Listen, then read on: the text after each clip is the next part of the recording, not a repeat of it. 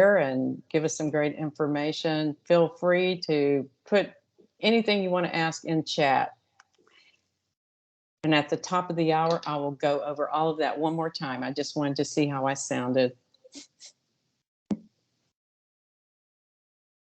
I see Ollie. Look, Ollie's got are those guitars, Ollie? I'm seeing.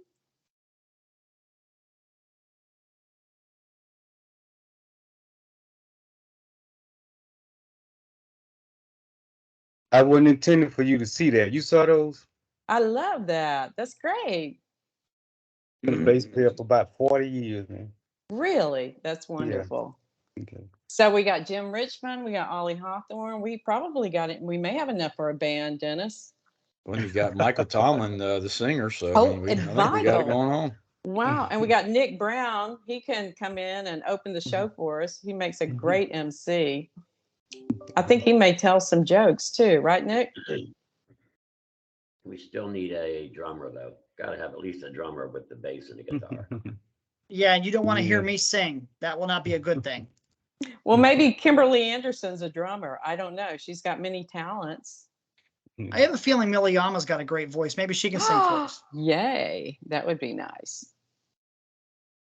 No, no singing. Oh. I will DJ and dance, but no singing. Gotcha. So we got what's the name of the band gonna be? Coldwell Banker, huh? Potluck.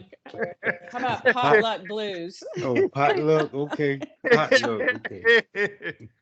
Amps with amps. Yay.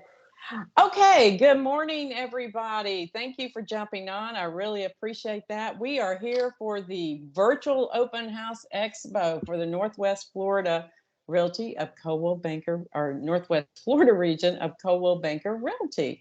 And today we have a group of panelists that we are going to showcase this morning. And I'm going to be doing brief interviews with each one of them.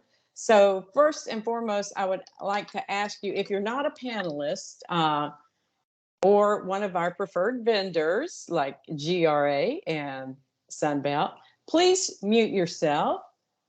We will have an opportunity to ask questions.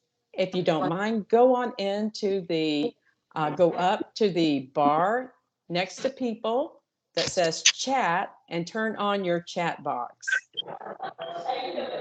Very simple to do. And then while you're doing that, go over to the right and mute yourself. Okay. I'm just going to ask everyone. I don't want to have to mute the whole room and then go back and unmute my speakers. So if you don't mind, please self-mute. I appreciate that. And so first off, let's go ahead and start with our opening remarks from our wonderful Regional Vice President, Dennis McKinnon. Come on board. Hey, good morning, everybody. You just used the term self-mute. My wife tells me that all the time. You need to self-mute. That's all right. Good morning, everybody. I tell you, it's pretty cool. I think it looks like, man, we've got over 40 people. Looks like almost 50 people on today. So I don't get a chance to see that many people at one time. And it is always funny. You can always tell who didn't get up and take a shower, put their makeup on, do their hair, because they're usually the ones that have their camera off. I'm just saying, not that it's any of you, but that's typically what happens. But today we're here really to talk about something that's kind of near and dear to my heart, not just video, which is a super important thing for me, but open houses. And, I know the market has changed. You've all seen it here really in the last couple of months. And so, we have to get back to doing those kinds of things that are going to lead us to both lenders and buyers. Not lenders, sellers and buyers. I was looking at Nick Redhead, so I'm sure he was happy for me to talk about lenders. And Michelle. We got to do those things. We can't just anymore. We can't look at the phone and hope it's going to ring, because we're not in those days anymore. And so, being more proactive and getting out there and doing stuff. And I always tell a story, back in 04 and 05, 2004 and 2005, we had, a market very similar to what we had the last, for different reasons, but very similar to what we had, the last couple of years. And then coming out of that, times got a little bit tougher, which we don't expect it to be like that this time, but we still are having some challenges. And a friend of mine, actually one of my best friends, had gotten laid off from a job he was on, and had asked me about selling real estate. And he was kind of a analytical, kind of a scientist kind of guy. And I told him, I said, I love you, you're a good friend of mine, but you'd be horrible at real estate. And it was the truth. I was just being honest with him. And so he says, no, I think I can really do it. I want to do it. What do I need to do to sell real estate? I said, okay. I gave him a list of all these things, calling people and hitting the streets and door knocking, all these other things. And he said, yeah, I'm not doing any of that. I said, well, I'm telling you, you're not going to be successful at this. Then he got to the open houses that were on there. And he said, hey, tell me a little more about that. And so, I talked to him about an open houses. I talked to him about how we were doing them, all these things that you're probably going to hear from our panelists today. And he said, all right, I can do it. So he went out, and for the first 6 months, he had an open house every single Saturday for 6 months. And he did all these things around an open house, prior in the week and all that kind of stuff. And his first year in real estate, he did 15 transactions. I can't remember the millions, but he did a phenomenal job and was really doing great. And that was all in the first 6 months. And then all of a sudden his business started kind of falling off. And I noticed that looking at the numbers, and I asked him, I said, Brian, I said, oh, I shouldn't have said his name. That's all right. None of you know him probably. I said, Brian, what are you doing? I see your business is kind of falling off. You taking some time off? He said, no. He said, I've just been so darn busy. I said, well, how are your open houses going? He said, I've been so busy, I just haven't been able to do the open houses. And I said, you think there's a correlation there that you're not doing them when your business is going down? He said, oh, yeah. And so he started doing them. Business picked right back up again. So I feel very, very important about open houses, not only holding them, but, the things you do up front, the things you do during the open house, and then the follow-ups you do afterwards. So I am super excited to have these folks come in and talk to today. Each one of them I know does things a little bit differently, and you got to kind of find your own niche and how you're going to do them and how you feel comfortable with it. But we're here to help you with them. And so real excited to hear everything that's going to be brought out today. If you have questions, don't hesitate to ask those. I know all these folks that are going to be on way today, they're all, super excited to help you as you all are helping them. So with that, I'm going to turn it back over to Connie, and let's get rolling with the rest of the program.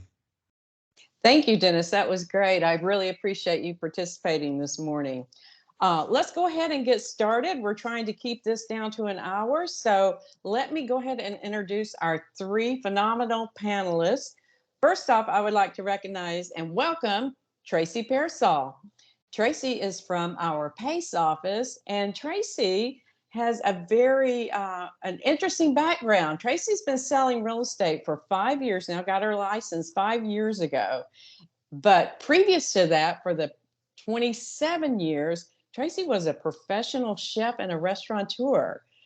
But she decided she couldn't do 18 hours in a 100-degree oven, even though jumping into real estate probably feels like that sometimes. But lo and behold, Bob Shell over at the PACE office saw a great talent in Tracy, and he went after her, and he eventually brought her on. And it's with a servant heart that Tracy goes out every day to do her real estate business. So we'd like to welcome and thank you, Tracy, for joining our panel today. Next up is the phenomenal, and you probably already know him. He's at the Destin office, and it's Michael Tomlin. And Michael has been with us for several years now. Michael tells me that his motto is he values relationships over transactions. And knowing Michael, I know that that is absolutely true. And he's really excellent at giving white glove treatment to all of his customers and clients. In 2020 and 2021, Michael was awarded with the International President's Circle Award. And he's also part of the Real Producers Network, which recognizes 300 agents, and it's a 5,000 member association. And he was featured as Rising Star in Real Producers and Magazine. and Real Producers Magazine, excuse me. Michael, welcome, welcome. We really appreciate you taking the time. You guys are all so busy, and this is just wonderful that you're going to take some time and help us share out how successful you are in doing your business. And last but not least is the incredible Josh Lagarde. Josh is from the Fort Walton Beach office. And Josh is, and I thank you for your service, he's a proud United States Army veteran. And now he's a real estate agent with Coldwell Banker in Fort Walton. He was born in Tampa, but he was raised in Glen Burnie, Maryland. He went to Bowie State University, where he graduated with a bachelor's of science and then immediately was commissioned into the United States Army as an infantryman. And over the course of 11 years, he served in positions such as platoon leader in South Korea, company commander in Italy, and ranger instructor here in Florida. He's had 5 separate duty assignments across the world, and he can personally attest to the hardships of having to uproot and relocate your family. He also has his own business in addition to his real estate business, and that's a vacation rentals company, because he says after he fell in love with real estate, he thought maybe he'd take a spin in the short-term rental business, and that's turned out quite well for him. So welcome, Josh. Again, thank you for giving us your time. So next thing I'm going to do is I'm going to interview Tracy, Michael, and Josh. I want you to open up your chat box again, go up to the top of your team screen, and you'll see a little chat box next to the people command. So just click that on, and the chat box should appear in your right-hand margin. Now, we are asking everyone to self-mute except for our presenters. And if you have questions as we go along, Brittany is going to be moderating the chat box. So just put those questions in, and hopefully by the end of our session today, we'll have all the questions answered. So please feel free. We may not stop and answer them right at the moment, but we will get to you. So don't worry about it. So guys, let's get started with some interesting questions that I have. I hope they're interesting. I hope you find them interesting. And just like I say, our audience, if you have a question that needs to be asked, please put it in the chat box for us. First of all, I just want to start out and ask each one of you to tell me, how long have you been doing open houses? Tracy? The entire 5 years so far. Excellent. How about you, Michael? I literally, the first week I was licensed, I held my first open house. So that's incredible. Absolutely. If you get stuck. Right out of the box. How about you, Josh? Hey, so I've been doing it for about a year now, since I started. About a year. So how many do you think you've done, Josh? In 12 months, about 9 or 10. Okay, great. Very good. Very good. There you go. Okay, Michael, I want to ask you this question. Based on your experiences, do you think open houses are an effective way to directly bring in a buyer, or is it the other benefits, and what are those that you garner from holding open houses?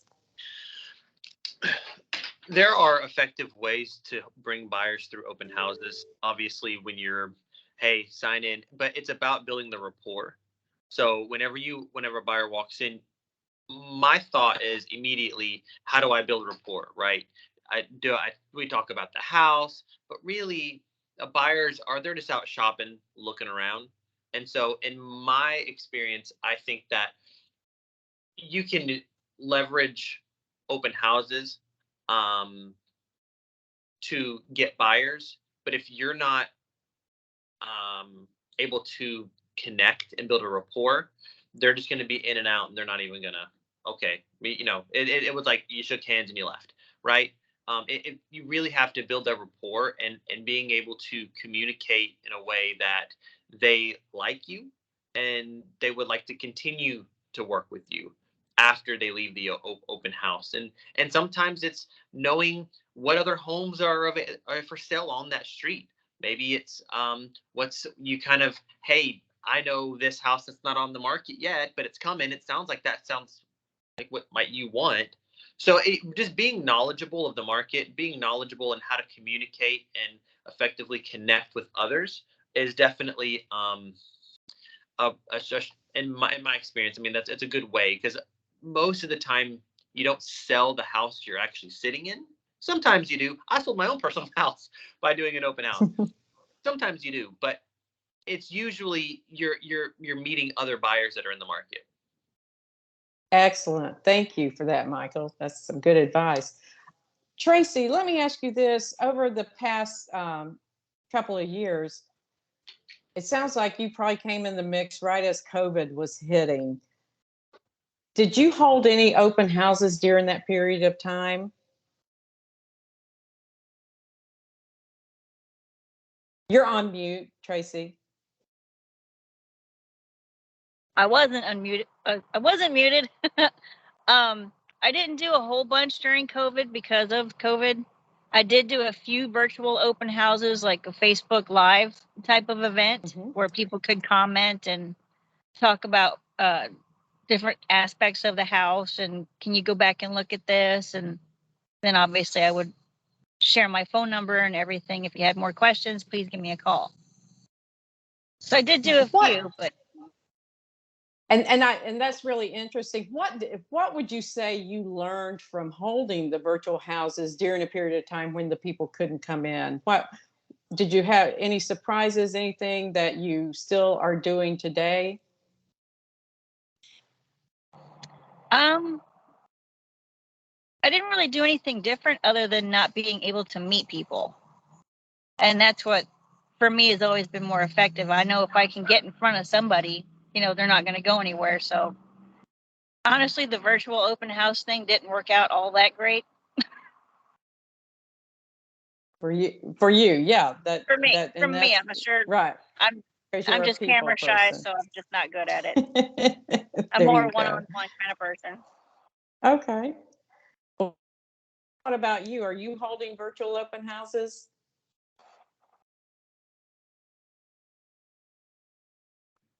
Hey, Connie, if that was towards me, no, I haven't. I got in shortly after the COVID pandemic, so I didn't really experience that. I did all mine in person.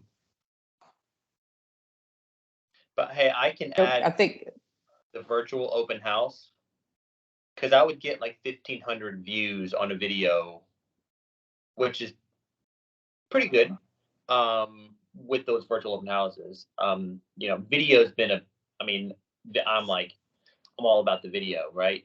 And so a lot of times our market tends to lend to people that don't live here, right? Most of the homes, at least in the Destin 30A, you know, this market is primarily folks that don't live here, right? Whether you're an investor or a second homeowner. And I think that having that personality to say, hey, welcome to 123 Main Street. This house is awesome. And you really just kind of just dial up that personality a little bit and just say, come on, I'm going to start here. We're going to go through this house and it's going to be great. I'm going to show you these features, And you're super excited to bring it. I would share it to our little real estate group on Facebook. I'd share it to, I'd put it everywhere, you know? And so it was more about showcasing the property, building a brand, because people are going to associate you with what you do online. So building a brand and just, you know, highlighting some of the great things about the home. I mean, really, right? Whether the house sold or not that way, I'll never know, but they did sell. So, you know, did they sell? I can't say, but they did sell. So, Josh, we have a question here, and I'm actually Josh, Tracy, Michael, and I would like for you to address this because it's an excellent question. What are some ways you try to connect with a buyer during a live open house? So, Josh, can you speak to that? Yeah, I mean, I think the first thing you want to do, just like Michael said, is just be very personable, right? You want to be, it's kind of a weird situation, but not really. Sometimes it can be awkward, but greeting the guests, really asking them where they're from, why are they here, just getting to know them, and then offering different things. If you have hors d'oeuvres or anything you can serve them, like mimosas, that's my go-to. Kind of loosen things up a little bit. You give them a rundown, and then just get out of their hair. You don't need to hover over them and make them feel, intimidated or make it an awkward situation. But just be there for them. Engage in conversation. Doesn't all have to be about the house, but just kind of a good mix would be ideal. Tracy, we have a question coming to us. What do you do to prepare for an open house? Personally, it's 3 solid days of work. I make probably 15 to 20 signs for each open house. Advertising is the biggest thing that you can do, because if nobody knows that it's there, they're not going to come. So making lots of signs is part of that preparation. I've done door knocking to personally invite people to the open house. Get out in the neighborhood in the afternoons when people get home from work, when they're out walking their dogs. It's a good opportunity to be able to interact with people in the neighborhood and invite them to the open house. Make sure that you advertise it in MLS, because every open house that I have, I always ask, how did you find out about the open house? And the bulk of it has been signs and online. Okay. So signs are very effective, as well as online, obviously. But yeah, it's a lot of preparation. Print out your flyers, and I've used Listing Concierge for the brochures. Those are great at open houses. Print out all the information MLS about each house. Just be as informed as you can before you walk in the door, so that you're able to answer any question that anyone has when they come in. Preparation's everything. Here, Michael, I'd like to address this question. I know you work with a lot of vacation homes and things like that. Do you actually go and introduce yourself to the neighbors, knock on the door, and let them know that you will be having people come in, especially the houses you're dealing with? They're $1 million homes, and there's probably some security, situations that you want to make sure is taken care of. So how do you handle that when you're going into a neighborhood to let people know what's happening? Well, I mean, like Tracy said, if you're promoting and advertising properly, they're going to be aware that there's an open house going on. And so, there's, if you're dealing with vacation type homes, those that's not as big of an issue. I do think that it might be wise to have someone else there, especially as a female. I've heard so many horror stories with females and holding open houses, just out of protection and safety. I know that sometimes having a partner, in the open house, the lender or whomever. I don't think I don't think they're allowed to do that anymore. But like, GRA, if you want to have somebody come out and hang out, it adds to protection and security. But also, a lot of times, if I'm sitting in an open house and it's dead, right? If I'm sitting there, I'm like, gosh, it's an hour and ain't nobody been here. Then I'm like, let's go outside. And so I step outside and I start looking around and seeing if anybody's out walking around and trying to, hey, how you doing?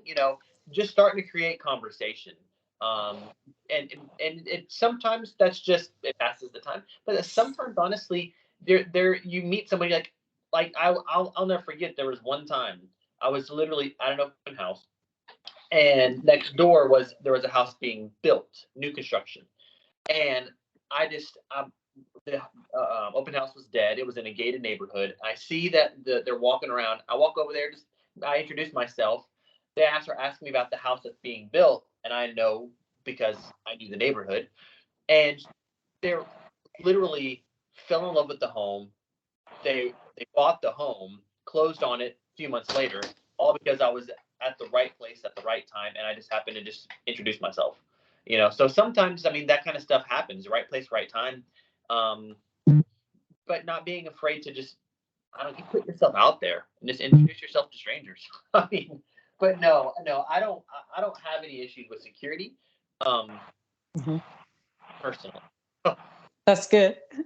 Josh, I got a question for you now.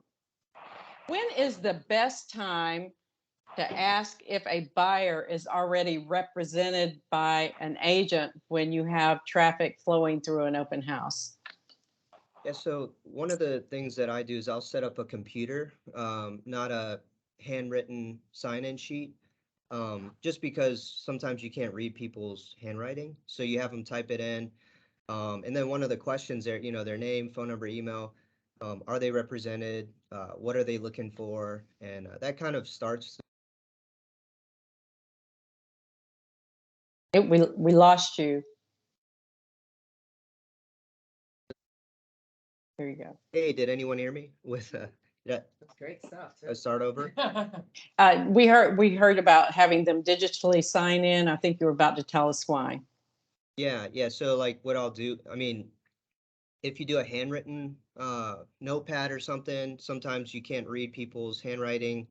So it just helps clarify what their email address is, right? And then in one of the columns, I'll usually put, what are you looking for? Are you represented by an agent? And then that kind of tells me like, leave them alone or message them and see if they need any help. But initially when they come in, that's part of the 3 to 4 questions I kind of talk to them about before I let them go explore the house. But yeah, you just really want to get to know them, why they're there, because maybe they're afraid to ask, or they're just there, they've never been to an open house before. But you asking those questions could let their guard down and let them feel comfortable, and then ask you questions, and then maybe, you got yourself a new client.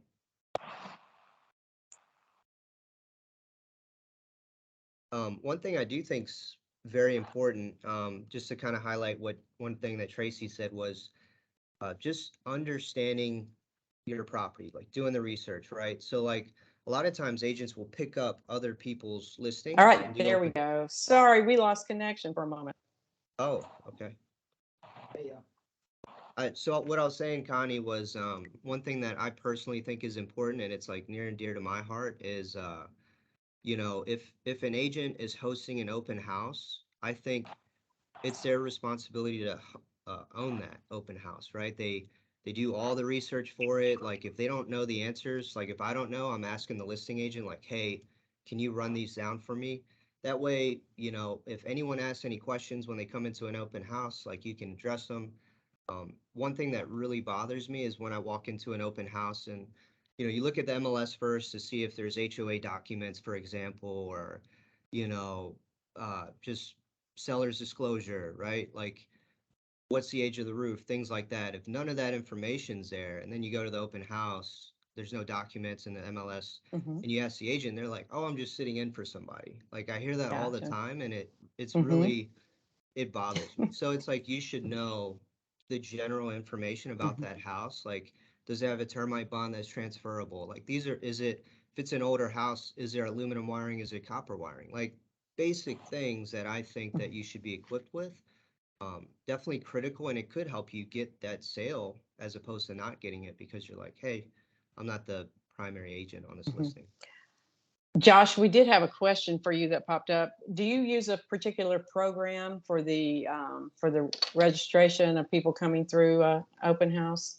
No, I'm not that fancy. I just use a good old Excel spreadsheet. Very good, very good. Anybody I'm going to ask this and anybody jump in. What are the best places online to post your open house events, and are you using any of our marketing tools to do that with? Ooh, I'll hop in on this one. Okay. Looks like I'm unmuted. Can everybody hear me? Yes, we can.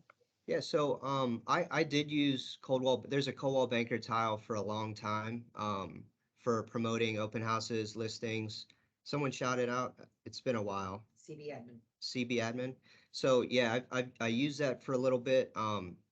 I wanted to branch out and kind of get different templates. Definitely a good option if you want something free, but if you're open to paying, Canva is game changing, right? It's $12.99 a month, I believe, but it's so easy to use, and you can slap a Coldwell Banker logo on, which is what I do. Make all kinds of cool designs. It's easy to drag and drop photos, but I'll start with that, and I'll do an Instagram post. Now, for your social media, you guys should have a professional page on Facebook and a professional page on Instagram, in my opinion, at the minimum.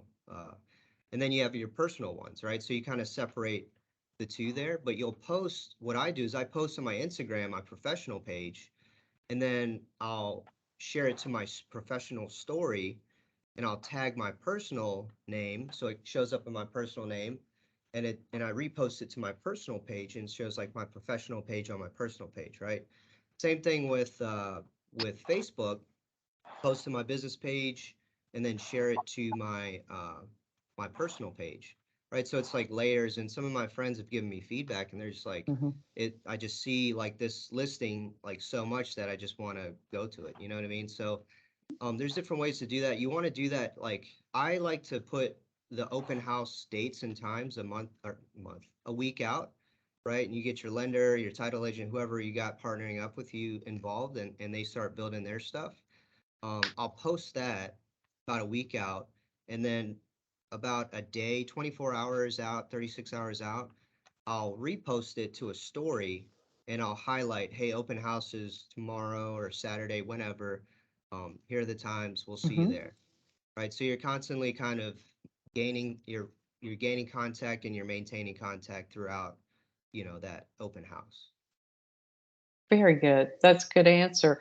Tracy, we did get a question for you specifically. It says, Tracy, so you put out 3 signs, and do you have a time and date of open house on each of your signs that you're putting out? I actually put out between 15 and 20 signs, and I usually do it the day before, like on a Friday around lunchtime, and I do that on purpose so that everybody sees you out there doing it.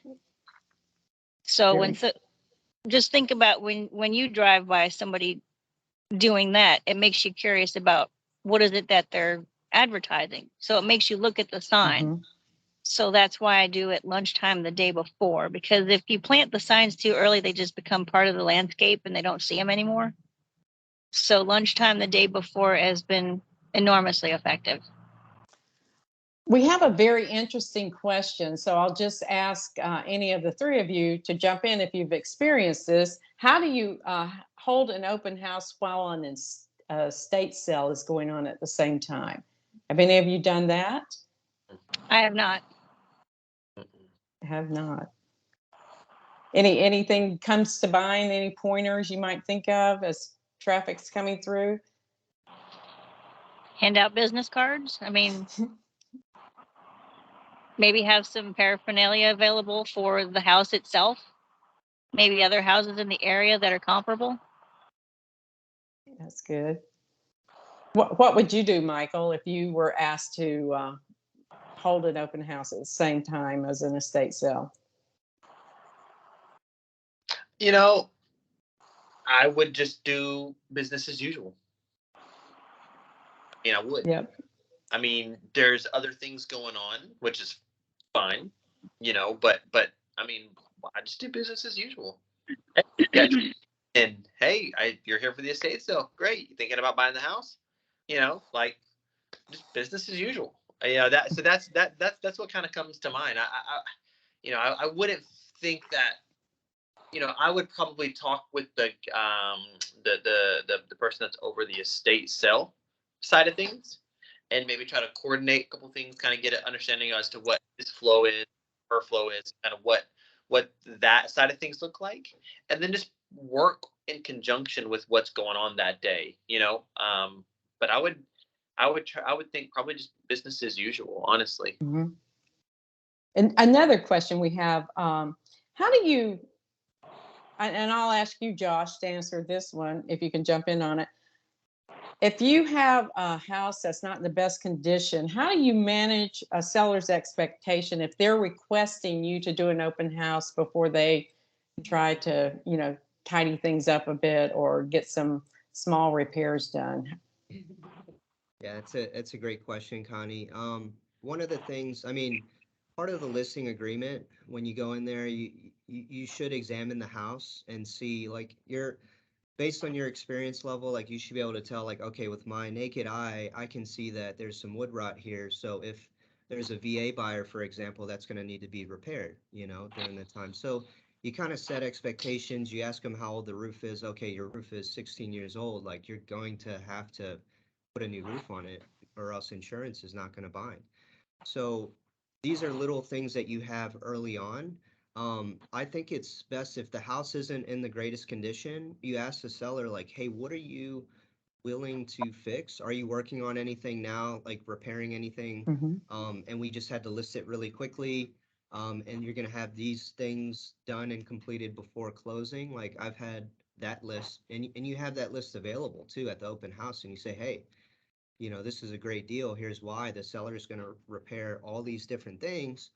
And I always think this is a great practice. I've never actually gotten a seller to do this, but if you had, a house that was like that, maybe getting a home inspection done, right? And that's a selling point too. It's like, hey, buyers, like, we already have had this thing inspected.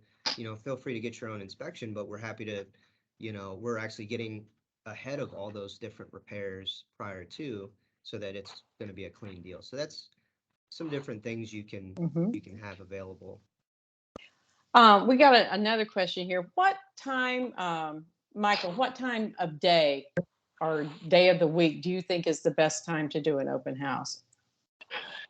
Well, I guess that depends on what your market is, honestly. Um, you know, if you are in a area where you see a lot of turnover days, so say Saturday to Saturday, well, likely holding an open house on a Saturday probably going to be best. Probably the only time you're ever going to, number one, be able to hold it. Number two, that's probably when you're going to see the most faces. People that are getting ready to leave, they're waiting around, they're checking stuff out. People that come in early, right? And you never know what they're doing. Right? Maybe they are looking to buy a vacation home. So that's probably going to be the best day. I have a general rule for my personal business.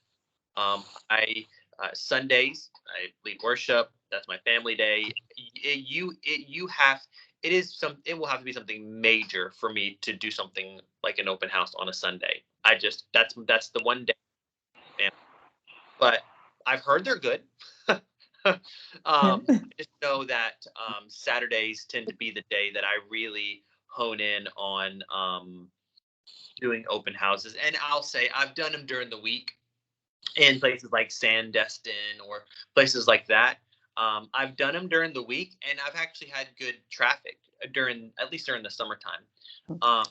It that's that, but it does depend on where you live and what your market is. And time of day, you have to kind of play with it. Is in the morning when people are out farmers market a good time? Is it in the afternoon? Well, during football season, the afternoon probably is not a good time because everyone's watching football. Right. So you just have to be aware of what that season looks like and what's going on, and what your market is at the time. Very good. Very good. So there's not really any best day. Let me ask you this question. Are any of you doing evening open houses? Have any of you branched out doing those? Yeah. I've done one as late as about Yeah. But generally, those are going to lend more towards brokers open over open houses. Gotcha. That's if you want to wine and dine the brokers of the area or the realtors of the area, then I would 4 to 6 would probably be better for brokers open versus have an open house, because I don't know very many people who are like, I'm hungry. Let's go to this open house. I mean, well, I'm starting to see some things in the chat box about being a little creative with your open houses, and something that came up as like having a progressive open house. Tracy, have you ever done one of those? A Participated in one? progressive.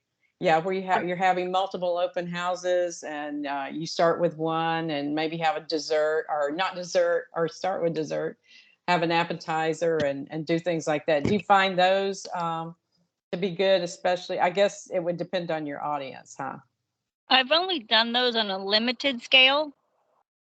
I've only had food at my open houses just very rarely, honestly, because a lot of sellers just don't like people dropping food all over their house.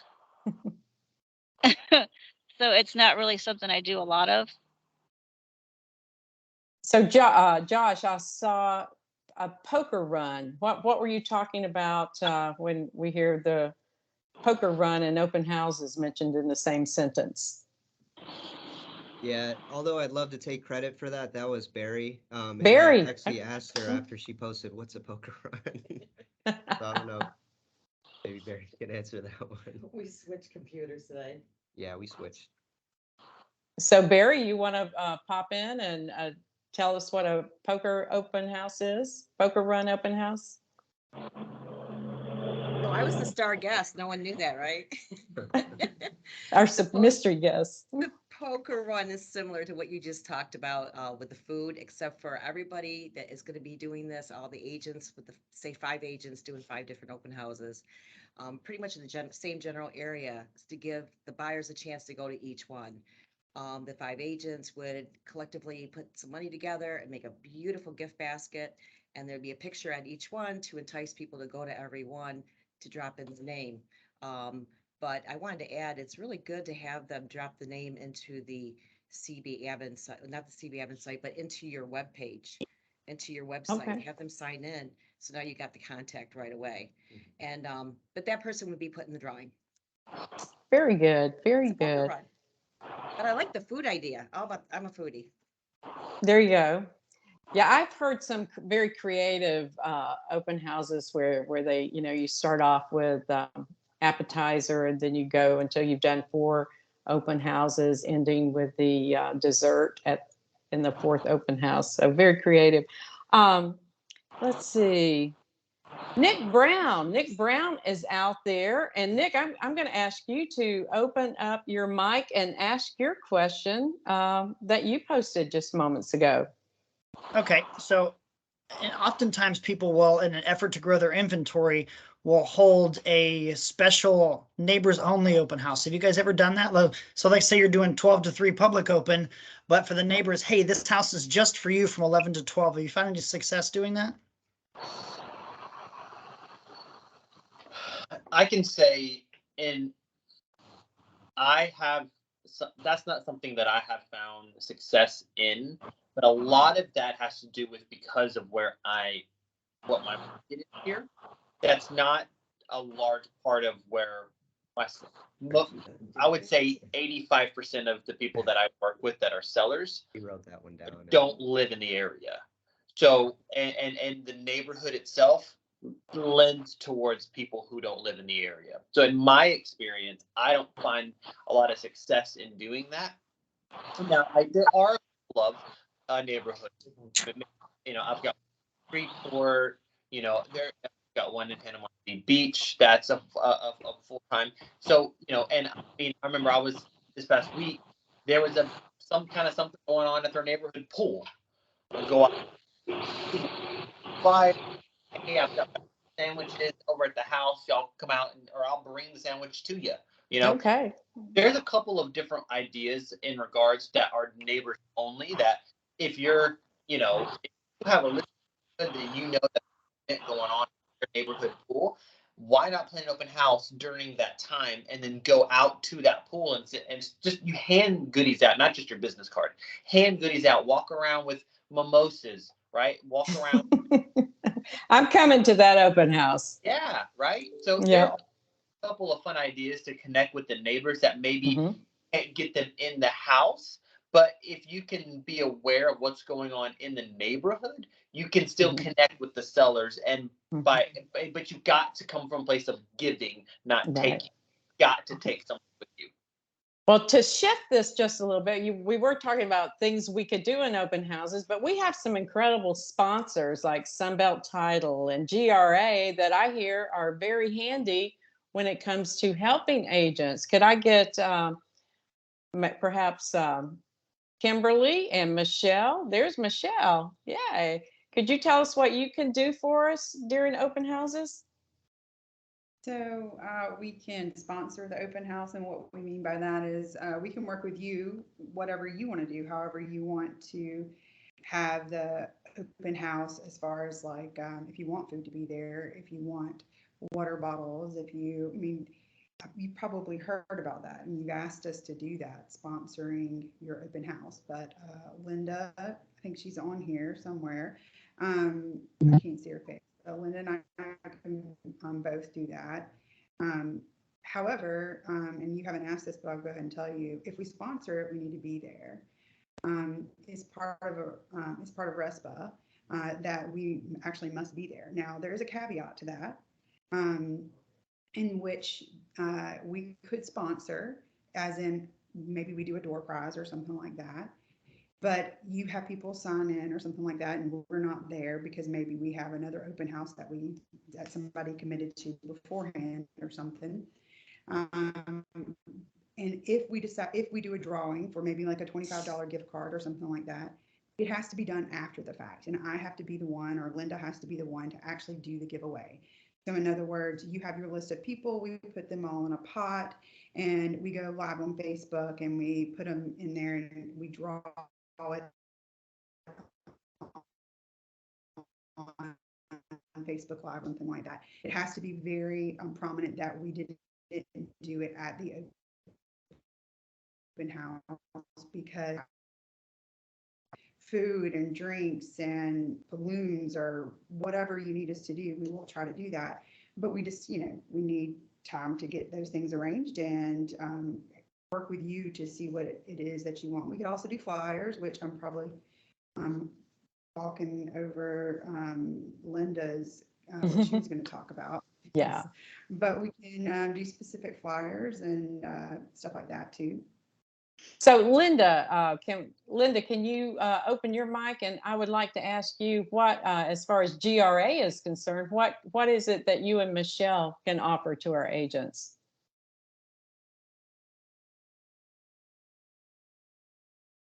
Is Linda with us?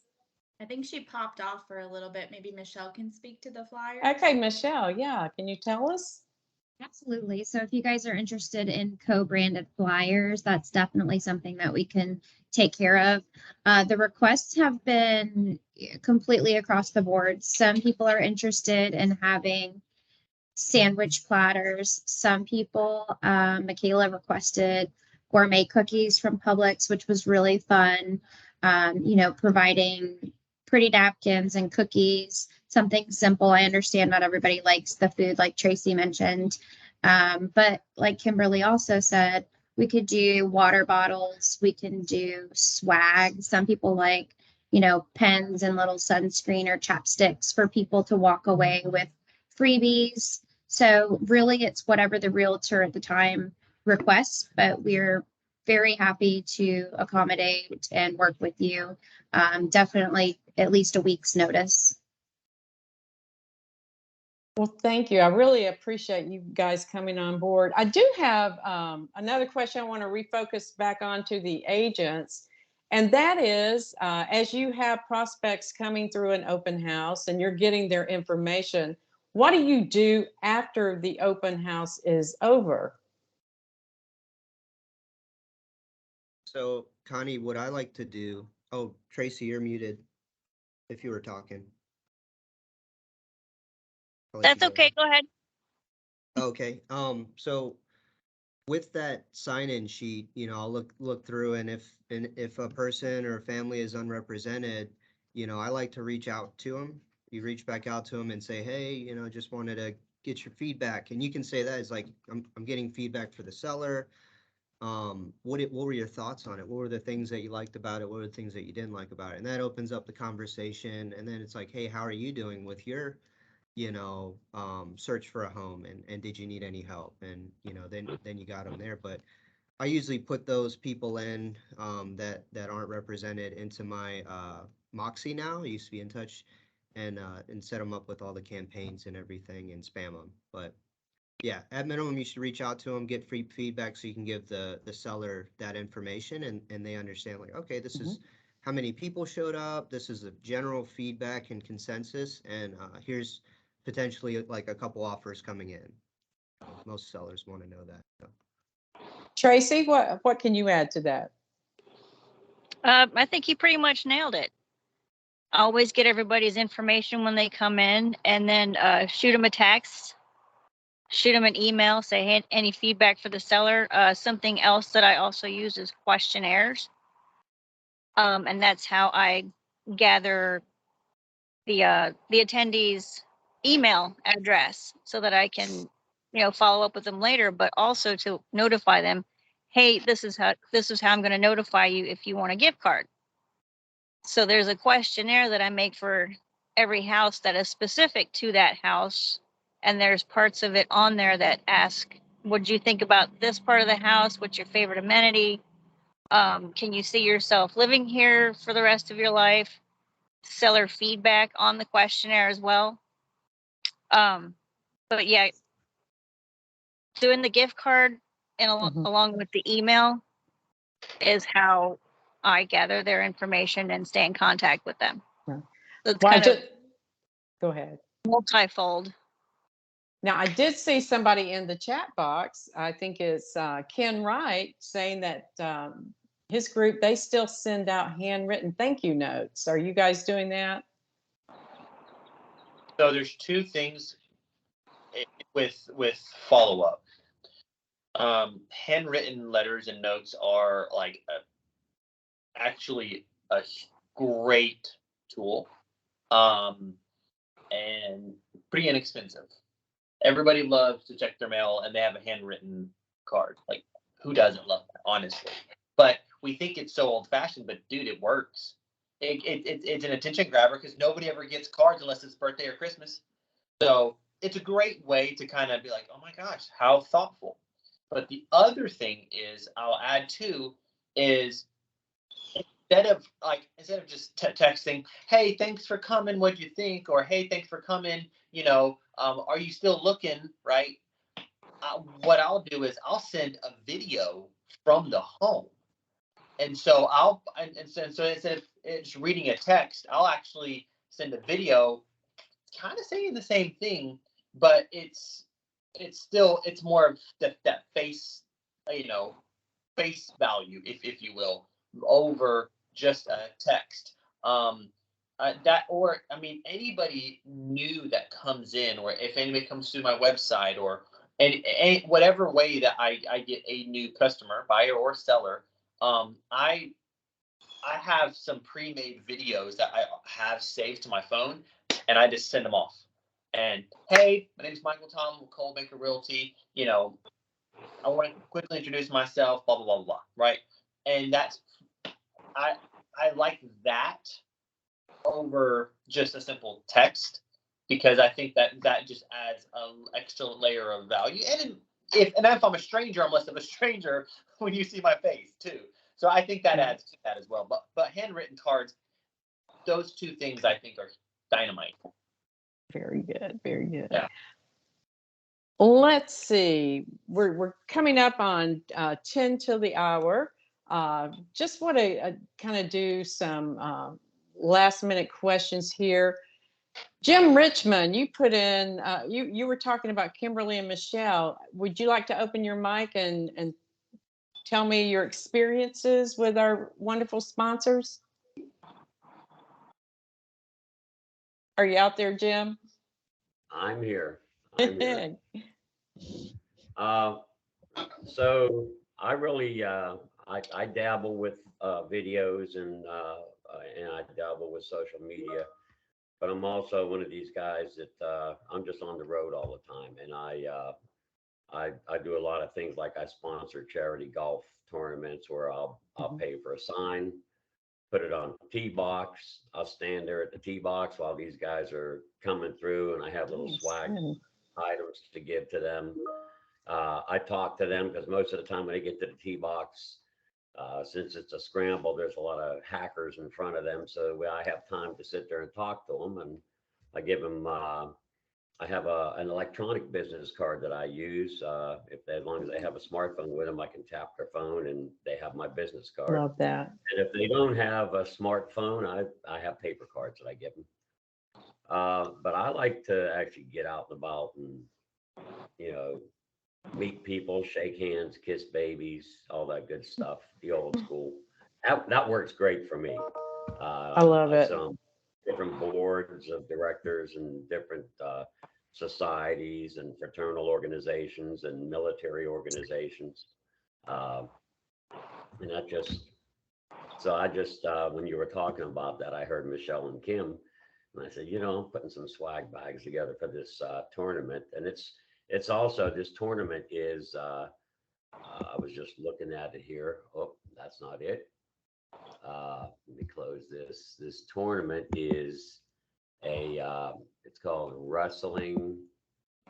Oh, where is it? It's the Ryan Blackwell Golf Scramble. Mm-hmm. And if you don't know who Ryan Blackwell is, just Google him. RYAN Blackwell, and that's the golf scramble that I'm sponsoring, and I believe it's coming up in October. So Great. Anyway, that's all I do. That's Thank all I you. do. Appreciate that, Welcome to Jim. introduce myself here. We do have one question I'd like to throw out there to any of you. It says, hi, I'm new to Realty. How do you decide which open house to participate in? And are most agents open to you going to their listing? Do you just contact them so they can ask the seller? So we have a newbie out there who needs some practical advice.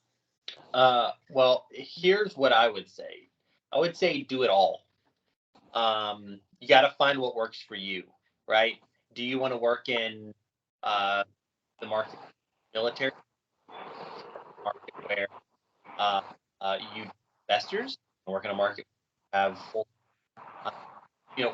what do you want to do?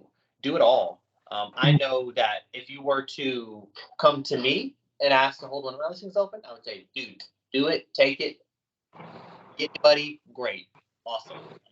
I'm not somebody who demands, like if a buyer came through the open house, I know it's just some agents demand a referral fee, not me. I'm like, hey, that's your buyer, you did the work, you did the rapport, that's yours.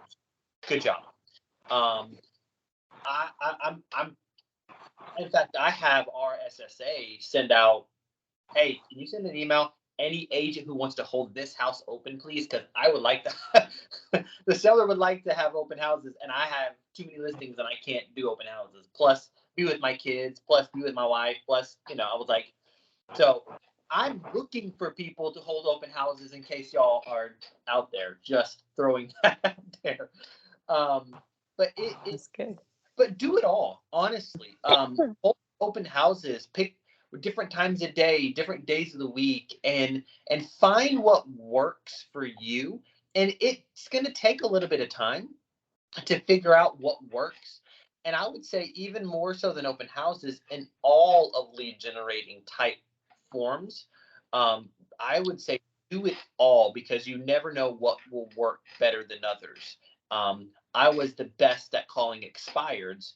I was, so for me, that was my main source, but I was also holding open houses on the weekends on top of that. So you just what works for you, especially as a newbie, until you find what you enjoy. Agents love buy over stuff. Well, thank you for that, Michael. Unfortunately, we're coming to the end of our show. I can't say thank you enough to Josh, Michael, and Tracy. You're experienced. You know what works, what doesn't work, and for you to take the time to share that with the company, especially those new to the business, that is just absolutely awesome. Being a mentor, I feel, is incredibly important. Giving you get back. And I just, again, thank you so much. And to Sunbelt and to GRA, thank you for all you do Michelle, thank you for being here. Kimberly, thank you for being here. And I'm sorry I missed Linda. If you're here, Linda, thank you for all you do. And if any of you need to get in touch with our sponsors, just ask your manager. There's probably plenty of cards and promotional materials in your office. But remember, GRA and Sunbelt Title, they work with us really well. They work hard to make us successful. And Josh, Michael, Tracy, thank you. Lots of hard work. Again, I really appreciate you taking the time this morning to share some of your wisdom. And I hope if you like what we've done today and you'd like to see more things like this, put it in the chat box as you leave the room. And again, thank you all. I hope you have a wonderful week. And we've just really enjoyed the session and our time together. Thanks a lot, everyone. Bye. Bye, everybody.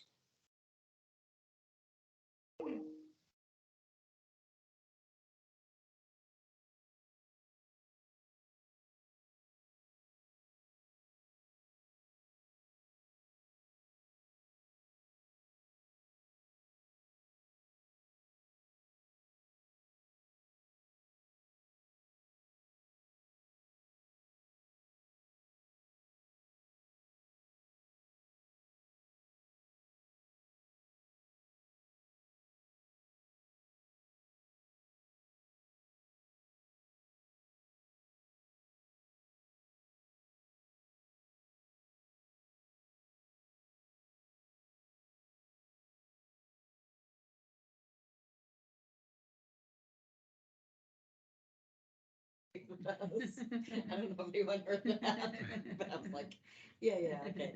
I'm glad he liked it, because he's probably telling all his meetings now. You said you had. I used to give this example. So I was talking to one of the other agents yesterday, but I But figured. it was a great place to meet people. Yeah. And I'm She more brought up the great, and then I'll So you close. know what expired this It's is? like pick up the phone. Yeah, I can do one space to walk home all day long once I met them. Yeah, Whatever. yeah. And I'll walk and say, you know what, I haven't heard from you in a while. Hey, What what's expired? Yes.